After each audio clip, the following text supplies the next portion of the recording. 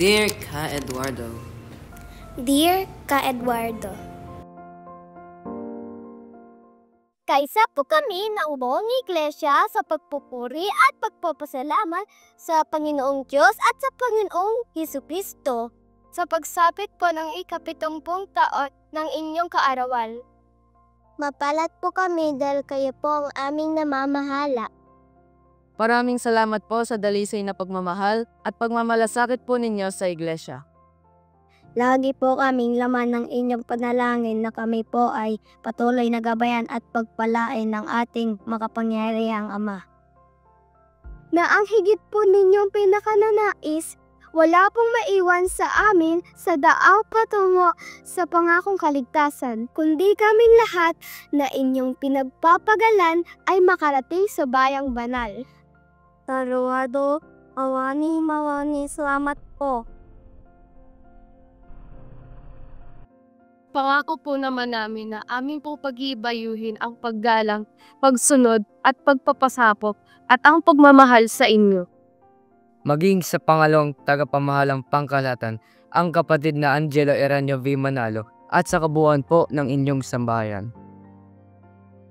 Pangako rin po namin na aming susundin ang inyong itinatagubili na anuman nang mangyari ay maglilingkod po kami sa ating Panginoong Diyos upang kamtan ang kaligtasan. We pray you feel our love, and we thank God for everything that you do. Yes, you are a warrior, ready to give your life for what is true. Yes, we are strong in our faith. We will always stand firm by your side, even through trials. Yes, with you we will stand and fight.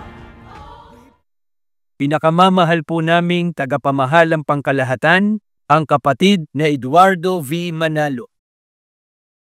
Happy birthday po! We love you so much po! Hindi ka papabayaan ng Diyos. Salamat po, Ka Eduardo. Stand by, I will never leave.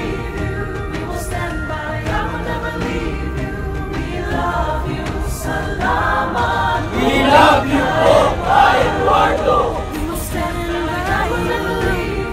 We will stand by. I will never leave you. We love you. Salamat po, Ka Eduardo. We will stand by. I will never leave you. We will stand by. I will never leave you. We love you.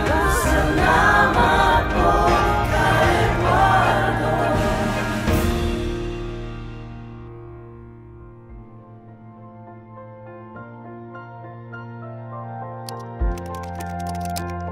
Love, Quezon West.